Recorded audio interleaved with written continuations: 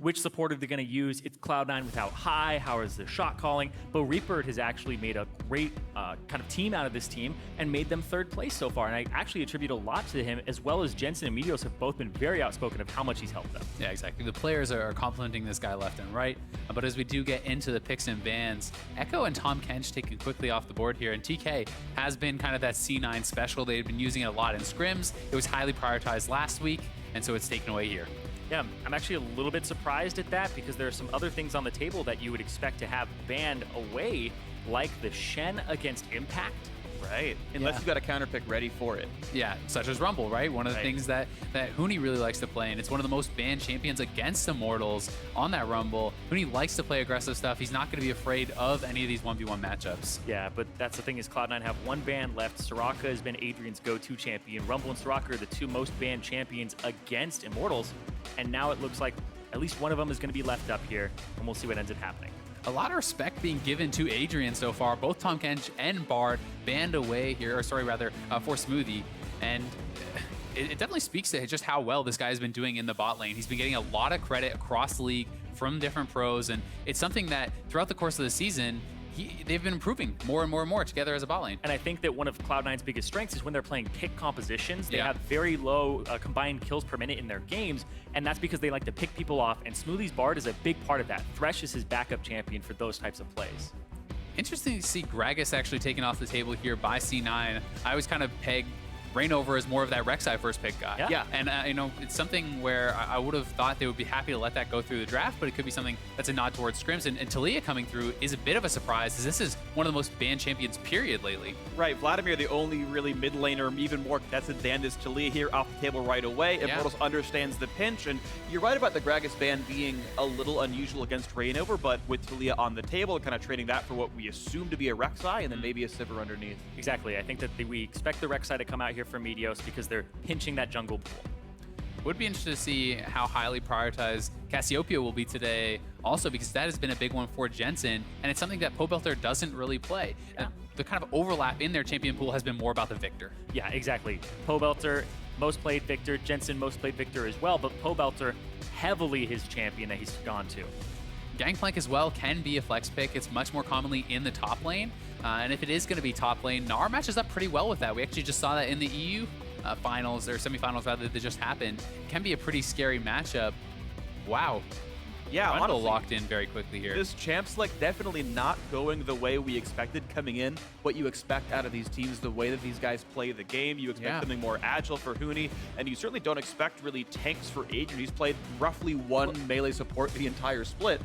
Either way, it's an unusual Trundle pick for Immortal. Exactly. So that means that they are either going with the Trundle support, so it's the Trundle Jhin bottom lane for the roots and getting some pick and having some disengage potential. But also, if this were a top lane, I really don't like it in the top lane against Gangplank. He's not really up against somebody he's going to shred. Right. It's kind of a weaker champion in that matchup, and you just allow Gangplank to kind of scale. Well, but we have had 2 weeks off of not seeing Immortals play at all. They didn't play in promo tournament. They didn't play in quarterfinals. So actually make that 3 weeks off, and they can kind of come up with that with whatever they want. Cloud9 showing their own lineup. It's a Braum, no surprise for Smoothie, with a Sivir actually coming through for Sneaky. And Huni has been a guy classically who has his own way of thinking about the game.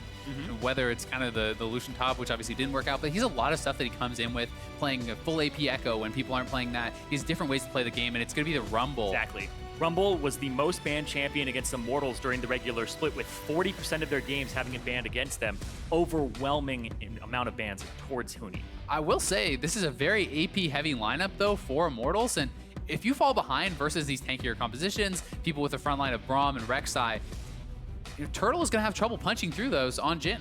I do feel, though, that it's not going to get that tanky that quickly, and the Jhin will build the armor penetration, so you have to build at least some armor, or you risk him being able to do true damage to some of your squishy members like Gangplank. Certainly. The first 20 minutes here for Immortals is going to be a lot of damage that cannot be easily withstood here, so certainly a test for C9 to withstand the early to mid game. Oh, and a LeBlanc is the final lock-in as well for Cloud9, so the lineup is here, and it is highly agile and highly damaging. The last time Jensen played LeBlanc, he got 20 kills. Set a record. It was the NA LCS record, and this is something where he can look to pick on Talia here. Jensen has been the most dominant laner in the NA LCS. Both these guys have been focused on by junglers extremely heavily. And I think this game is going to be no changes there at all, because if LeBlanc gets too far ahead, we know how much of a monster Jensen can be on it. Exactly. And you were talking about how they pulled the enemy jungle attention. These are mid laner number 1 and 2 in terms of how much they get camped by the enemy jungler. They pull so much attention, and that's the thing. If Poddabelter actually gets away with it, Talia has this roam potential, and that's what Jensen's going to try to keep up with, which is most likely a teleport.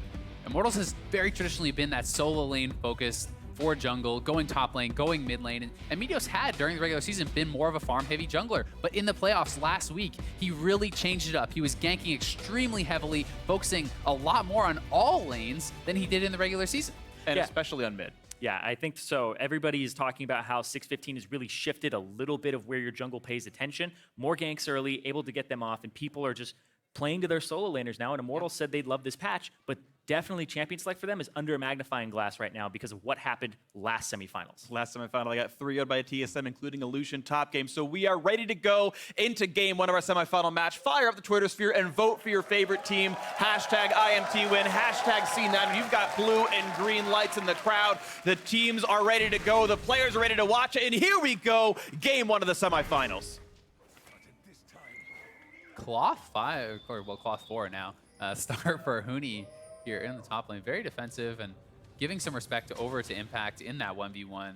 Immortals is moving out here as a squad, and we have C9 just setting up that line of scrimmage. I definitely want to see what these teams look like. Again, Immortals, haven't seen them pretty much all month here. 615 changing the way you play League of Legends a little bit, and here we go. And Immortals, most of them on this bottom side of the map here, they may be going for some type of invade in the near future.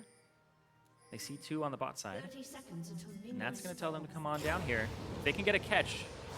No CC for Huni. Adrian actually is okay to learn Pillar, but goes Chomp to kill off the ward, so bonus XP and gold to the squad, and they're just going to ward to see what the jungle start looks like. C9 unable to kill the trinket themselves, so a vision deficit for the red side, but they're able to reveal a late Gromp take if it does happen. I've really liked some of the clever adaptations teams are throwing in on these level 1s. A lot of teams are planning out their level 1s, looking to get little advantages like this. Even if it's just vision and a ward kill, it can make the other team a little bit nervous. Kind of gives you a bit of doubt of where they are, what are they doing, are they trying to do something cheesy? Yeah, and right here, Immortals know what happened. Because they gave up their top side of the jungle, it's probably warded here, so Rainover and Huni don't actually walk up to the camp just yet to give away the information. Right, they're essentially metagaming the likely ward position spot, sighting outside of it, coming in only the last possible second, and okay, yes, they get revealed, but they gave as little information away as possible without actually slowing up their jungle clear. So standard stuff here, top laner leashing for the respective junglers on both sides. Krugs and Gromp start for Rainover and Meteos. Meanwhile, both duo lanes take their own respective jungle camps, walk in a lane, and assuming all went well, they won't miss any experience. And it's 2 duo lanes that are actually quite good at taking those jungle camps. Both Rom and Trundle very strong at supporting with that. And Poddabelter are actually looking to take a little bit of... I like that. There, level 2 really at the start of the wave. Yeah. Ooh, good damage into Sneaky. Great spell shield gets out of the Deadly Flourish, but still a nice trade all said and done. Attacks back and forth. Adrian 1 hit from his stun, won't come through. And honestly, the blind pick Trundle does not get punished really at all. I kind of like the research that Immortals did, knowing that Smoothie plays Karma, Bard, and tanks. And so you put Trundle in, you know it's going to be a melee laner at that point, and that's what happened. Yeah, you get to take Grasp in those matchups, too. That's a big thing in these melee matchups, is whoever takes Grasp actually has a decent advantage over the other one. You just fight better. It's a little deceptive, too, because you don't always expect a support to have that burst. Right. And it's a decent amount of healing, too. Yeah, auto-attack Chomp with a Grasp on top of it's definitely going to be painful. Smoothie takes up the Deadly Flourish. Still battling back and forth in this bot lane. And I want to talk about these 2 team styles, because Immortals are, in all of the playoffs around the world globally, they are the bloodiest team in combined kills per minute. They brawl the most out of any team, win or lose in those brawls. Cloud9, on the other hand, though, are 9th in the league in terms of their combined kills per minute. And because they like to brawl so often on Immortal's side, Wild Turtle has even taken Insight. So he has reduced Summoner Spell cooldown over Biscuits and things like that. So he's actually going for more brawling style with his Jhin too, and just being able to reposition, not get caught. That is interesting, you're right. Yeah, not the standard 5-minute flash cooldown. We don't typically see 18-0-12's mastery choices, but that is what Wild Turtle's got. And yeah, he's going to be hoping to be part of these fights more often. We'll see how that plays out for them. But as you mentioned, yeah, a difference in styles. Fast versus slow. And Reignover now looking for some counter jungling, getting to the top side, wanting to turn around this top lane matchup. And Huni's already shoved this up because they think Meteos is on this side, and if he decides to brawl, a lot of damage dealt in. The Chomp comes through down to 200 HP as Meteos running now. Red buff on. Nice knockup. Get away from Reignover. One more attack and he will get away. Properly played. Safety. Really calm play there by Meteos to not blow his flash. He knew that all of Reignover's spells were on cooldown and he would be okay to walk out of there. But Impact has to be a bit careful now, knowing the attention is going to be topside. yeah, you can see he actually backs up all the way his Gangplank. Procs, good trade. Yeah. Ooh, Smoothie gets crit on, but they knew how much damage was still available. Poelter went up to the top side for a ward. He's got Elise nearby him as well. Of course, LeBlanc is hard to gank. And it looks like there won't be too much happening in the mid lane right now, impacting his first teleport to get back to lane. He's got Sheen for himself, so that's roughly the first item buy that Gangplanks tend to go for. I also liked how aggressively forward Poelter was playing that, kind of trying to bait out the W from Jensen, and had he jumped forward, he is then very gankable, and Poelter in some trouble here. Not a good thing for Poelter, but Jensen, of course, had teleport, not ignite, so Poe knew he did not need to heal or flash away. There was no damage left on the LeBlanc. Properly played here. Impact in a battle with Huni. That Huni is winning heavily. Look at the damage of it. 200 HP left. Impact's one hit away from dead, but he knew that Huni was overheated. No spells were coming out, and it will not be a dive. And keep in mind, also, Elise was seen walking to the bot side of mid a while ago. Nice triple barrel chain. Impact playing it nicely. Certainly good at this champion. Yeah, and Impact is mostly put onto tanks. He actually gets the least amount of help from all top laners from his jungler. He's usually left out to dry on Cloud9, but on a carry, I want to see if Meteos starts playing towards his lane, and if they try to help Impact out more. Impact has, though, been able to kind of open up that champion pool a little bit more. He's been putting in some carry performances, particularly on Aurelia over the last couple weeks, picked up some player of the games, and has really been outstanding for the team in the later half of the season. Yeah, he's definitely proved that he can snowball. In their quarterfinal matchups, he was basically just styling on Seraph all game long with Gnar. It was also interesting to hear in a lot of the Cloud9 interviews, these guys actually thought the key to winning was top lane. They think that Huni is the weakness on Immortals, and it was not the bot lane that most people had been considering their advantage. Right. It's interesting as well because the counter pick went to Huni as well. You saw the early first pick on a Gangplank red side. Partially it's a denial, partially it opens you up to some counter matchups. There are a lot of Gangplank counters. I was part of the top lane stream with Dyrus and Zig last week, and they were talking off camera about like literally like a dozen different champions you can pick that are good into Gangplank. Things like Quinn, things like Kennen, whatever you want to do with it. Yeah. Rumble, one of the good ones as well. We saw it over in Korea a few hours ago, and it went nicely. And that's the matchup that Huni has for himself. One that should be won by the Immortals top lane, or one that you might expect Reignover to kind of push through the rest of the way. Yep, so far so good for Huni in that top lane. Has level 6, he's up on farm. He's going to be looking good, and that level 6 power spike is extremely strong for Rumble, and Impact is going to have to play it quite safe because we saw just how much damage he's actually taking in some of these trades already. Close timing right there. Huni doesn't land the auto attack at the right time, but Impact lands the parlay.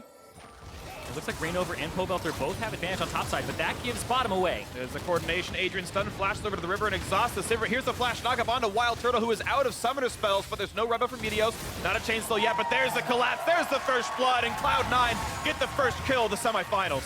Maybe they said the weakness was top from Cloud9 side, but hey, go bottom. Apparently they set sneaky up here.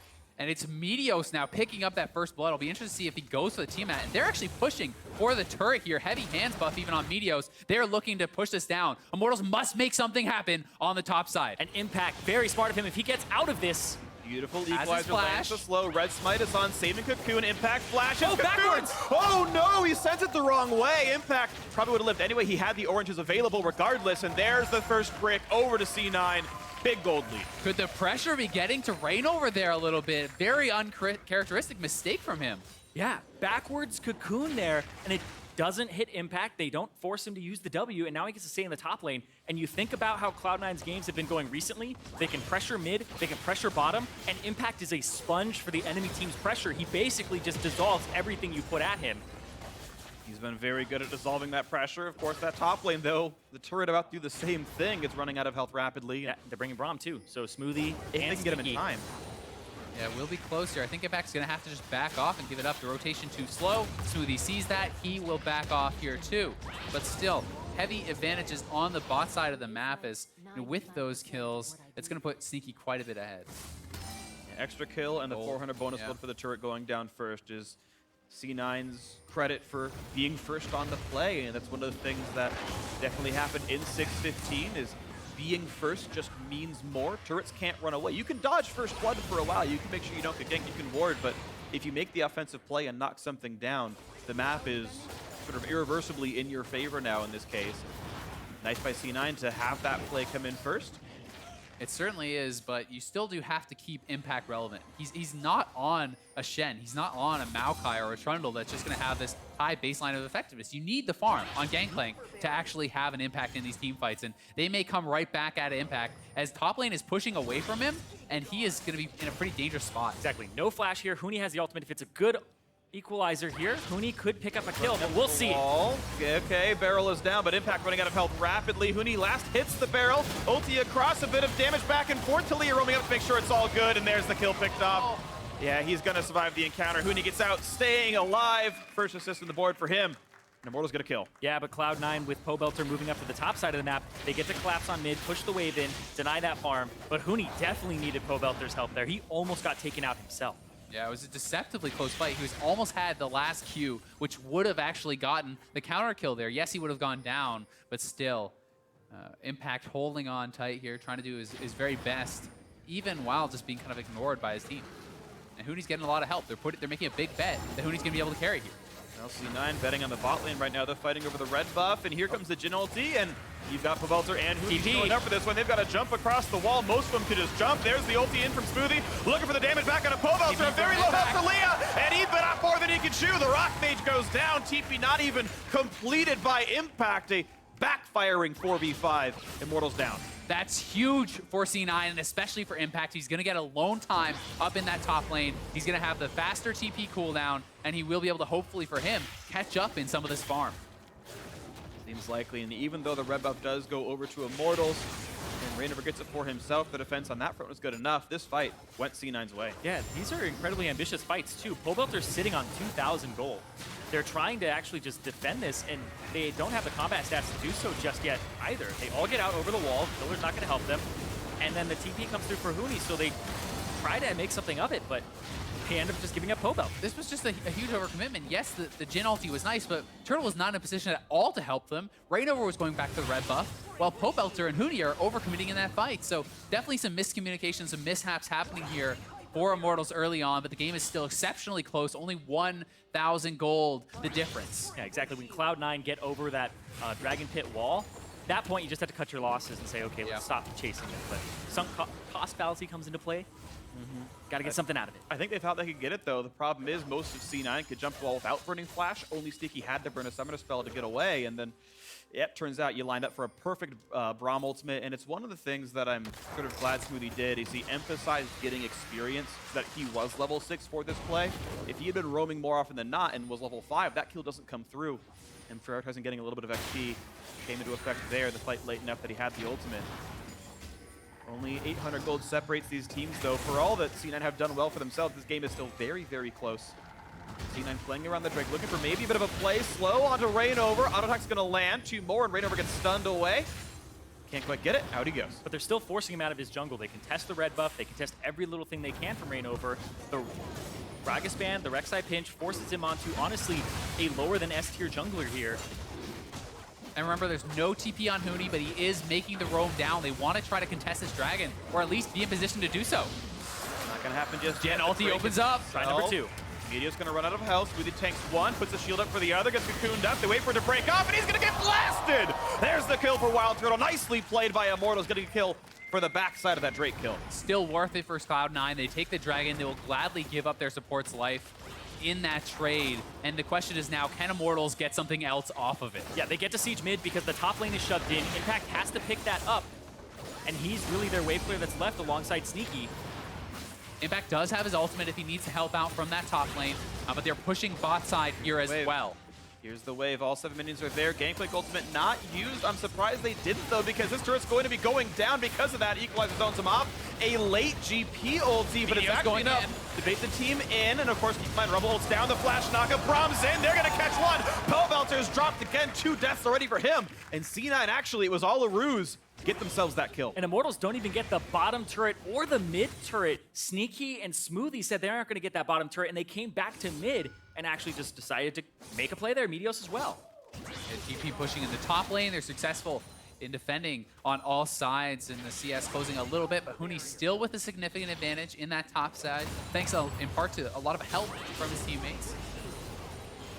Interesting to see as well for Meteos. He loves these more defensive builds. He's one of the only people going full tank these days still.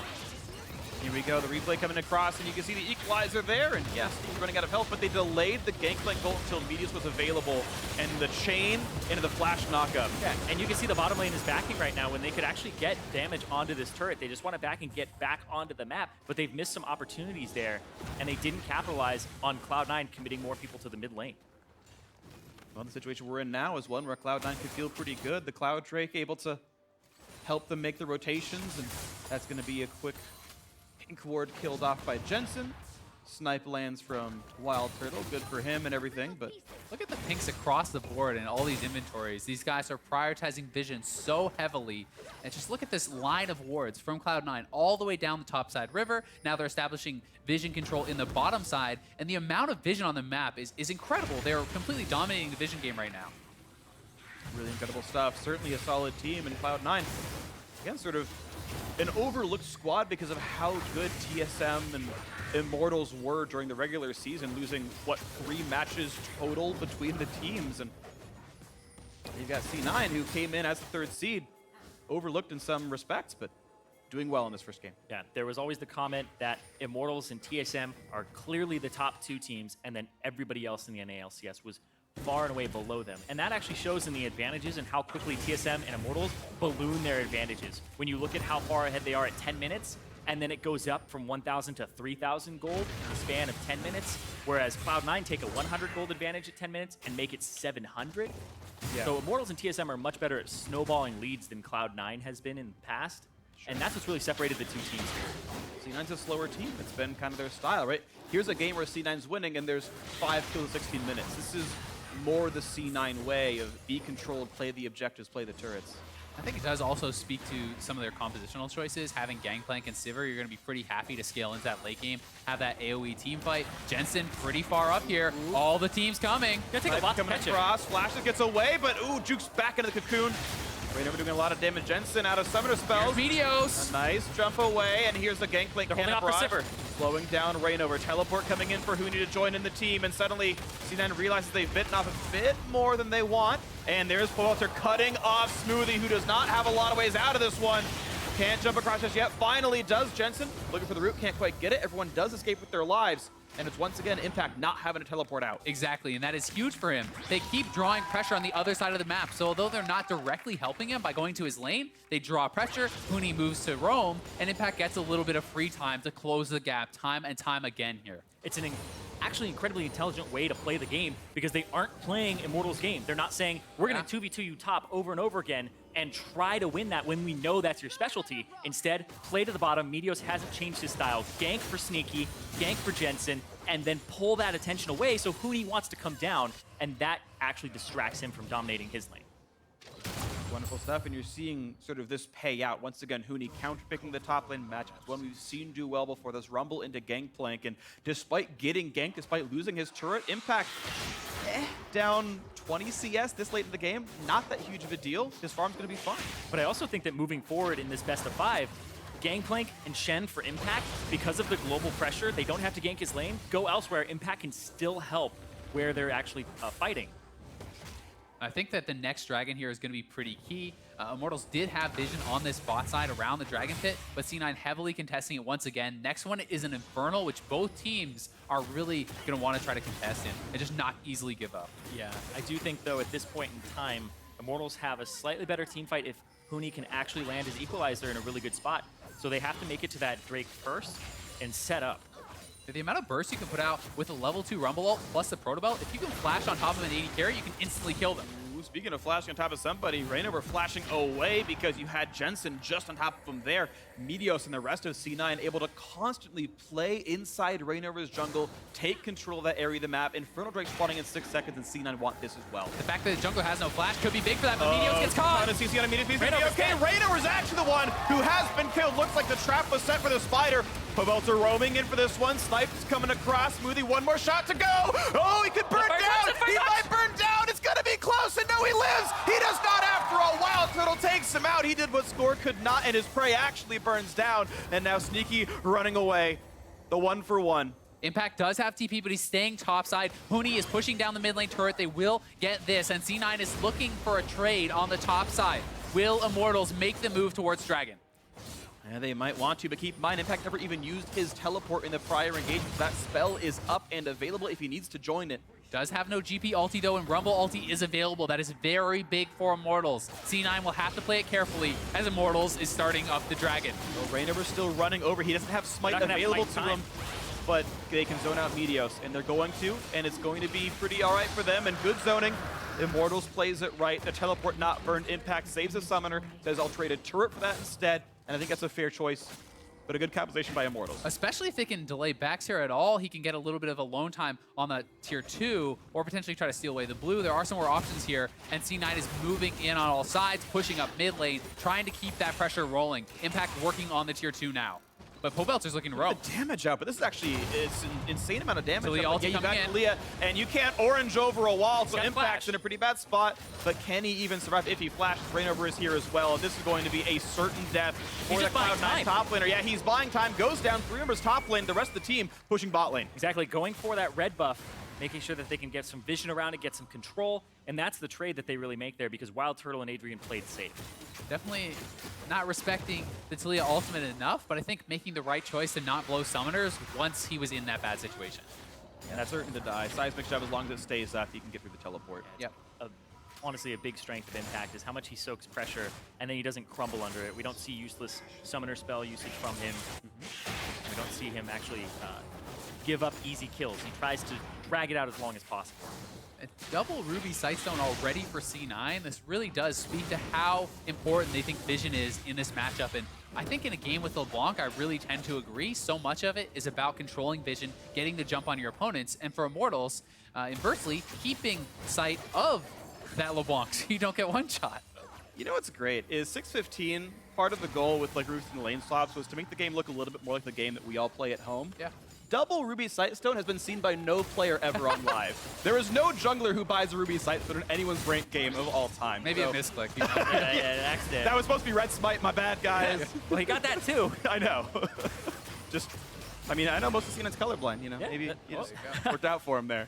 Meant to be something else. But either way, C9, yes, playing the vision game, staying that 1,000 gold up, and playing a spread out map. Yeah, and it's interesting too because Cloud9 are actually warding at a little bit of an unprecedented rate for them because Immortals are actually the #1 warding team in the league, and then Cloud9 is actually the #1 ward clearing team in the league. They clear the most percentage of enemy vision. Look at bot side, though. They are kind of moving in here on Impact. We have Jensen in the top side actually starting the split push, and C9 is starting to look to that 1-3-1. They have double TP, and they will have the global advantages heavily because of that. Trying to pressure See them. Impact. Well, juke dog. one. Not going to juke that one. Ferrell's in, and that's going to be 3 of the 4 snipes. Impact low on health, but here comes the re-engage. Sivir ulti popped as well. The flash engage to Reignover does not dodge away with Repel, and now in towards Adrian Exhaust. Burn on the Jensen. Here comes the snipe, going to root up Meteos. A nice equalizer across several of the back line. The flash chase, Adrian Huni pick up 1 kill. Ooh, Cocoon lands on Meteos. That's going to be a dead Rek'Sai. Jensen's going to be next on the plate. It's a barbecue here. So many of Cloud9 getting slaughtered. A quick dodge away from Deadly Flourish, but 3 for 0. What a team fight for Immortals. Finally, a lead for the favorites. Exactly, and Immortals show why they go for those team fights and why they pick this type of composition. They like those early brawls, and they immediately truck it across the map. Are they looking at a Baron? They're certainly looking at it. They clear the mid lane away. They ping on the way towards Baron. Running through wards. This is a known choice, but they're going for it. And Rek'Sai has his ultimate. He's going to be up in 5 seconds. This is very risky. They may look to turn and fight as Cloud9 are closing in. Can they get this? It would be huge for Immortals. Many a game change on Baron. Oh, the Meteos middle is going barrel to was be gone. there. He can't, and that's going to be the smite picked up. Nicely done by Reignover. The battle ensues. Meteos low on health gets picked off him. Reignover getting the Baron and the enemy jungler to add insult to injury. An absolute disaster for Cloud9 as they lose their jungler, they lose the Baron and the fight on bot side, and Immortals has blown this fight wide open. A huge gamble there to go for the Baron afterwards, but this play set up. Jensen TP's onto the ward. They see him coming. Reignover gets his rappel off, holds it, waits till Jensen goes forward, gets off it, and then the Talia wall sections them off, which allows everybody to go to the bottom side, and then the equalizer up is beautiful from Huni, and then the flash Protobell into 3 members of the back line. Huni playing that really well. And once again, Immortals on the prowl here. They are looking for Jensen in the bot lane.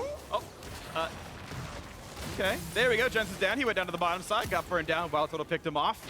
Yeah, the dive worked out very well. It made sure he couldn't go to the backward side. And with Baron buff on, everyone on the team actually, it's going to be bot lane outer turret going down. And Immortals now with a kill lead and their first turret lead of the game as Huni just clears mid. Yeah, the game was even right before that fight happened. Then afterwards, with those 3 kills down, 1,000 gold lead for Immortals, do the Baron. Now we're looking at 4,000 gold up in the span of, honestly, 2 minutes.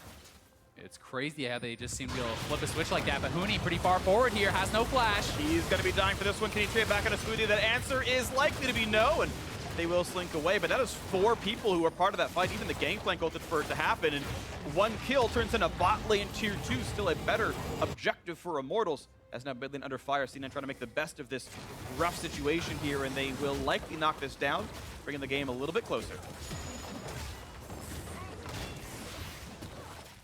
Properly played by Smoothie, tanks as many shots as he needs to. Oh wow, backdoor bonus. Triggering on in time, that turret will not quite fall. The strong breeze will get it later, but right now C9 cannot huff and puff. And they immediately start shoving down the mid lane. It's still only 4 members though. They don't have Huni, his TP is not up either. Oh, Smoothie! He's dead. He's gone. There's Cocoon, there's everything. Reignover, another kill, 3, 1, and 4 for him. Plenty of ability power with the Riley's Crystal Scepter, and that's going to be another turret. And this is Immortals when they're winning. They play so much faster. Of course, the Baron buff helps, but this team is vicious at trying to take their advantages. Barrel Chain only does a bit of damage. Already up to the inhibitor 25 minutes in. It doesn't even look like we're in the same game. I mean, this is something Cloud9 was dominating, and just like that, the inhibitor likely going to go down. It's a 7,000 gold lead for Immortals. Ooh, chunk on a Wild Turtle, loses Hex Drinker. Jensen actually loses a lot of health, but the Dustblade cannot quite kill him off. And Turtle's gone. And this is what has really separated our top 2 teams from the rest of the league, is the risk they're willing to take. Going for that Baron, what other team would really do that in a matter of seconds? When the Rek'Sai has ultimate up, Meteos has a chance to steal it. They take the risk, so they say we're either going to win right now and just dominate the rest of the game, or we're going to lose slowly afterwards. And they decide, you know what, win right now. Let's go for it. And even that was a small risk. You saw the look at potentially recalling for Immortals, but they said, no, wait, mid lane's under fire. Even though half us are injured, we're going to make sure you get off that wave. There was a chance that C9 went for the fight there. It didn't happen, and another turret staying alive. Immortals fighting for everything on the map. Yeah, they really don't let anything go uncontested in any of their matchups. And I think the thing that's really stuck out for me in this game for Immortals is the fact that they lost a whole bunch of fights early on, a little bit of skirmishing here and there, and then immediately they're like, we just need that one. They really trust themselves to have that 4-on-4, that 5-on-5 team fight prowess where they're able to split fights up, and the Talia helps them do that so much. The Rumble helps them do it, and it honestly explains why that champion's been banned so much against Huni. That said, C9 definitely not out of this one just yet. 6,000 gold lead, a little bit over that right now. But they do have a lot of very powerful scaling. And as C9 starts to pick up more and more of these key items, as we see the Infinity Edge get picked up on Sneaky, and as we see some more items coming for Gangplank, they always have the potential to turn these fights around. Exactly. Impact on this Gangplank. If he's able to... Ooh, the sun's going to land. Gangplank to help out as well. Poelter passive going to turn off right now, but they've got the dive. They've got Huni the damage output. Here comes Huni. Watson nearly kills off Sneaky, but now he gets exhausted running away. Smoothie cannot land his passive onto him, so Huni can run away with impunity. The flash chase for Impact. The barrel going to get locked down by Huni. Here comes the re-engage on towards Zhonya's bot for time because top lane's getting pushed. Yes, they will finally kill off this Rumble, but how much of the top lane will be picked off? It's right now a 4v3 on the map. Immortals have to be able to disengage safely. There's a chain on a Rainover. 2 inhibitors going to be going down, but here comes the re-engage. Sneaky has health, and the ulti is up in about a minute's time. C9 needs a chase here. They can't let them get away for this, and they are going to be able to have this TP come in. They're looking for the fight. This could be catastrophic for Immortals. Does not hit the 3-barrel chain, so no damage dealt just yet. Now Rainover sectioned off. He's going to land the knockup. The red smite is there. He's going to flash to stay alive, and the couple of snipes actually really pick off impact. Yeah, the cover fire doing quite a lot, and somehow nothing gets picked off in a 4v3 where C9 had the flank. Great escape by Immortals. That was a scary situation because Immortals, think back to Spring Split, 10,000 gold lead with a Lucian top. They were chased down in top lane after going for an inhibitor against that Maokai, and then that was where the game rubber banded back against them. They were almost in that same situation against the LeBlanc. Really was an incredible engage there, and C9 knew they needed to get more. They needed to take these guys off the map, start picking up some turrets, and really clean up some gold, because after that trade, they got 2 for 1, and they lost an inhibitor turret and an inhibitor. That is such a bad trade for them. Well, a lot of the map not going Immortals' way. This team viciously aggressive. We're under 30 minutes in a game they were losing early on. First turret gold went over to C9. All of the good stuff went over to Cloud9 here. And this is Immortals, 2 inhibitors down in under 30, looking for their third. Yeah, in the span from 22 minutes to 29 minutes, 7 minutes, they have gained a 7,000 gold advantage. Yeah, they have just ballooned their lead. Baron is on the table again in 35 seconds. And they're looking to push down the 3rd inhibitor here. C9 needs to hold on. They cannot give up 3 inhibs against a team like Immortals. Sort of look for the play right there. Barrel hits 1 minion. Meteos and Jetson are on the side, getting ready for that flank. Wall's going to collapse right there. Not too much done. Turret low. Yeah, it's a clever wall. Stops them from reinforcing the turret and allows Turtle to stand on the bottom right side and have no return fire. But Meteos has just been behind Immortals right now. He's trying to look for the proactive play here, but Sneaky has to clear the super minions that are coming into the Nexus, so he can't make a move. They're most likely going to have to give up this turret unless the timing of the waves actually works out and Sneaky can come here. I feel like they can't afford to give it up. I think they're going to try to force a fight here. We'll see if it's going to work out as in they go. Jensen rooted. Jensen going to go down to the equalizer. Huni picks him off 1 for 0, but they trade it back on the Talia. Mid laners had Sneaky cutting away, but Huni pops Zonia's, and Smoothie's got to block these shots, but he will die to 1 more snipe. And be careful, Sneaky. Thankfully, Jukes to the right to stay alive for himself, but look at this. It's 4 versus 3, and the health bars are low. Guardian Angel popped. Rainover wants more. They're going to the base. Exactly. This might be game 1 right here. Both Nexus turrets fall. They were already low from minions, and Immortals coming out swinging. Beautifully played comeback by Immortals. The early game did not matter. They found the mid-game. They're low on health though. They wanted. Coming in. Running out of health. They've got to be careful on this one. They've actually lost Huni and Rainover. Now it's only Turtle and Adrian. The flash he got him. Sneaky, but Sneaky stops, but he keeps the game alive. C9 have 1 more chance to maybe turn this game around. Their inhibitors are actually back up. They have the mid lane and the bot lane inhibitor. They are still alive in this game. Obviously had a huge deficit with Baron on the map. Can C9 stay alive? That was really interesting because what happened there is Wild Turtle, he flashed forward and he shot his last shot, not at Sneaky, but at the person who couldn't return damage to him. And let's watch this. Yeah, watch this fight one more time. Sneaky being largely ignored as so much of the attention is put on Impact, on Meteos here, and Sneaky dueling on the side here against Rainover. Barely winning this fight was the game-saving play. Look at him, he has no help. And then Turtle, he flashes to Meteos. Tank. He could have killed Sneaky there. That was the final crit shot. If he had killed Sneaky, Meteos has to go back into the base there and then come out, and that might have been enough time. But still, C9 definitely not out of the woods just yet. Their 3rd inhibitor will be coming up soon, but the Nexus is exposed. 1 lost fight will cost them game number 1. Baron on the map, Immortals will be looking to pressure. Even just a rotation ends the game. If you get 3 seconds alone in C9's base, the game is over, and Immortals wins it. So tight timing here. They're going to play for the Ocean Drake. Baron is up. C9 getting out of their base to try to fight for something.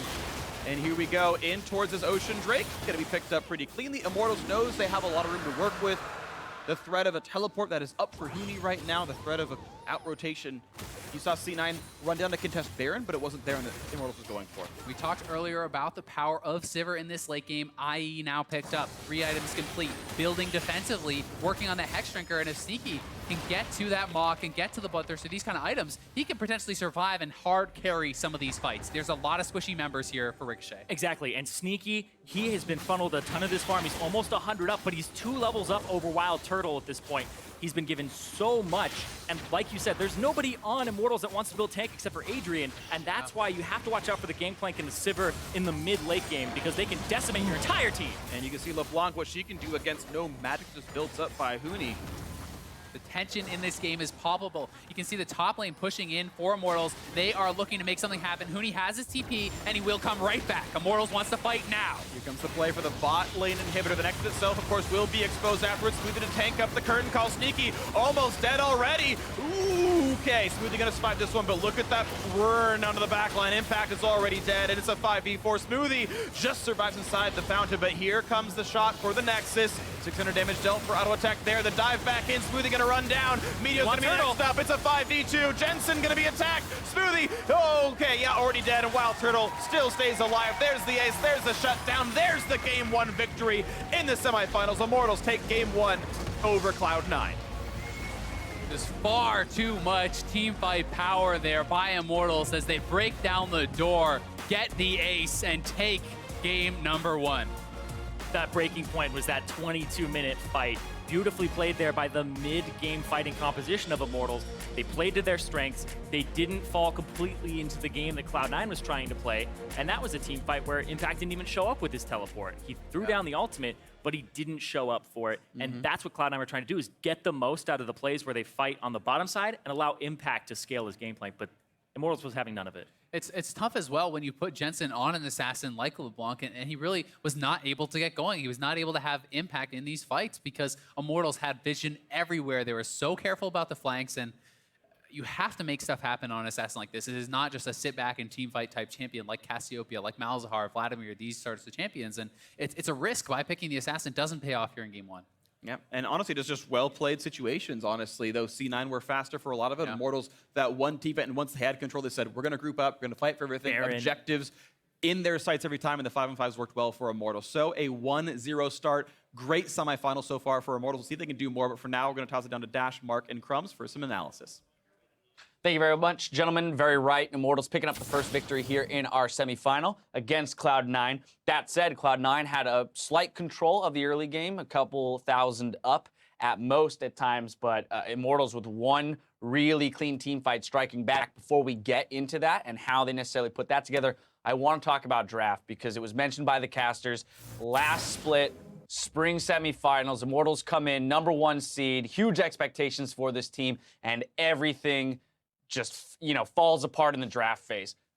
How do you feel they did this time around, second go around in the playoffs with the draft? It seemed to me to be a pretty smart draft. One of the things they did was they left both Shen and GP through, and I think it was kind of a mind game because we know Impact loves Shen, and we also know he kind of likes GP as well, and you would think, like, oh, why are you giving him these good champions? But if he really takes the Shen, you can play GP into it. Huni also plays that. And then Rumble is also good into both of those. So if your plan was to play Rumble, then all along you're basically setting him up into good matchups all around. And he has good matchups into Gnar even. So all around, I think the Rumble pick's really strong, and it's good into Sivir. It's really hard for Sivir to auto a Rumble who's like this fake frontliner who does a ton of damage. So I think all around the Rumble pick was great. And I personally like the Trundle pick because right now the best AP supports that you have are the Bard and the Karma, and both of them are out of the pool. So immediately taking the Trundle in the second rotation, even though it is obvious that it is a Trundle support, you're not going to put Huni on Trundle into Gangplank. Right. Trundle is basically guaranteed to be going into a matchup against Braum, Taric, Alistar, and all those are excellent matchups, and maybe even Thresh, who could give him some trouble. But regardless, it's an overall positive thing to have the Trundle. That way you solidify yourself as having a tank on your team, and you don't have to put Huni on playing the tank. And of course, it was also mentioned by the casters, as we see Immortals on your screen right now talking about that Game 1 victory and plans for Game 2. The casters mentioned how important it is right now to be picking up mid laners that can affect the side lanes. And we see a TP picked up on LeBlanc on one side, and then of course Talia has her own ability to roam through her ultimate. And with that, we saw Immortals put a lot of focus into the top lane. On top of getting a good matchup for Huni in the Rumble versus GP, we saw Elise going top. We saw Talia going top, trying to help that lane out. So I think a trend that's going on with these mid laners is that the actual mid lane matchup doesn't matter that much because even if you fall behind, what really matters is how much you can help the mid lane. So we saw earlier in the EU, Senka's falling behind like 30-something CS in the mid lane. It still didn't matter. Being able to help the sides, helping the team fights is way more important. Right here, Jensen getting so far ahead on his own, but regardless, Pobelter still has pressure because he can push the wave against LeBlanc, finds opportunities to roam on the map, and we never saw Jensen. Yeah. Yeah, it was definitely one of those things where it's like win early, lose late kind of thing, which seemed funny given that C9's comp was great for late game with Sivir GP. Yeah, exactly. We were looking at Immortals saying, well, this is the early and mid game skirmishing with the Rumble and the Elise. Like they want to fight early and often, and yet Cloud9 was the one that got the early lead. Yeah, and I think it's one of those things where people love going after GP because he's such an easy target, but it just opens you up to the counterplay on the bot side. And I think that's one of the problems that GP poses is that like you want to crap on him top to stop him from getting online, but the other team's just going to go bottom and use his ult. And it's kind of like this bait where you're just setting your bot lane up, and we saw that C9, with the help of the GP ult, was able to grab that first turret. Well, personally, I don't like GP with LeBlanc because you don't have an opportunity to get kill pressure on there. On top of the fact that you want a lot of wave clear to stall for him to be able to take over the mid lane and possess a lot of wave clear. But with LeBlanc, you just find yourself in a mid-game rut that you just don't really know who do you send where and how do you get a fight going. Let's take a look at a couple fights. Now, the majority of the early game fights were either trades 1-for-1 or 1-0s. The first replay we're going to take a look at is 18:40 into the game, 1-for-1 around Dragon. Both teams will also trade a turret, but Immortals will pick up the Infernal on the back end. This is a great chance for Immortals to start getting back into the game. They have been a little bit behind. It starts out with a kill, but they have great tools for a long extended fight with the Jhin ult, with the Rumble ult. Talia also is relatively fine to play it slower. And so that last second burn from Jhin, Masteries was able to pick up a kill there. And then Huni has roamed down basically, so he's already mid lane getting that wave push in the turret, if you saw it in the minimap. Yeah. So he gets that mid turret, they go back to Dragon, they pick up that as well. And then from there, that's kind of what pushed them back into the game when they had been initially behind a little bit. So one thing I'd like to point out in the early game for Immortals is that they were unbelievably active. Yes. In the first 7 minutes, they invaded Meteos' jungle 5 times, 3 of them with at least 2 people. So they were on him the entire game. At level 2, Pobeltraso invades Wraiths, and then I loved that move. I it's loved so that. great, but then what they were able to do that's how they enabled the third invade with Huni and Reignover to actually go and shove him out of the jungle, and they can figure out the pathing. But even after that, Meteos gets the first blood. I was going to say, if anything, this just speaks to Meteos' ability as a 5 jungler for invades him. and you get the With first all blood. of that, you're still finding a way to affect the map, so good on him. A slight nod to him, even in the loss. Now, I do want to jump to our only other replay, which comes only 4 minutes later into the game here, but this is the fight that turned the game on its head by Immortals. It was just like, you want to punish Immortals for blowing all these ultimates and not getting anything. You want to start this chase down, and they get onto Reignover pretty well. But the problem is this Talia ult is so good. Just totally separates the damage dealers of Impact and Sneaky from getting into the fight. The Rumble ult layered on top is excellent as well. And then it's just like an easy chase down for Immortals, and they're able to pick up a number of kills. Great proto belt from Huni as well, getting into the middle of the C9 lineup and just burning all of And them. I have to commend them with the decision after this to say, we want to fight in like 20-something minutes in the bot lane. Let's do Baron. The death spawns are like 10 seconds. By the time they got to Baron, pretty much all of C9's already spawned and going to the Baron. Exactly. The fact that they recognize we have the damage, we can do this. Granted, C9 did misplay the Baron a little bit, but the fact that they're able to seize that opportunity and go for such an aggressive call and pull it off, I mean, that takes balls, and I think they're able to do it really well. Definitely takes balls. Also a little bit of I think C9 could have played it a little bit better. We saw that Impact tried to set up barrels over the wall, but he got them like killed in the pit because he wasn't chaining them quickly enough. When he could have just maybe met up with Jensen in the river and they tried to be on the same side. It seemed a little uncoordinated. Well, a healthy eating Cloud9 here, discussing what they'll do for game 2. This is going to be an interesting game for them to bounce back from, only because of the way it went. Having the later game composition, winning early, and then losing out as you get to the late game is definitely a tough loss to stomach. I do have faith with the guys on these rosters who have been in these positions many times over that they'll be able to shrug it off, move into game 2, no problem.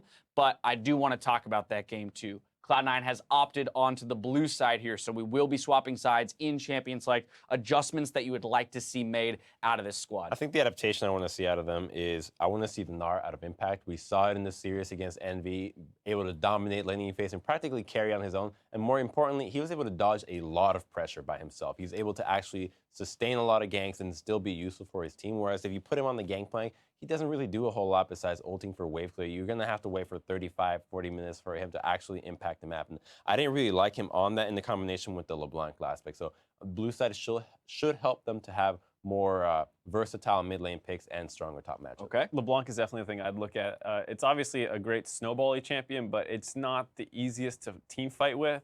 And I think you're going to see, it's great against Immortals in theory because there's so much skirmishing and all that, but I think you need a little bit more stability in the mid lane, and there are a number of picks that Jensen can go for. I mean, I'd want to see him on the Talia. I have a feeling that Immortals isn't going to let him have that the way that they got it. I guess then I would probably love to see him fall back to that Syndra. That was such an important pick for them in that Envy series. Lets him control the lane, have as much kill pressure as, you know, say, Pobelter is pushing him in. We'll see what adjustments they decide to make. It is time now to take a quick break, so stick around. The North American LCS semifinal returns shortly.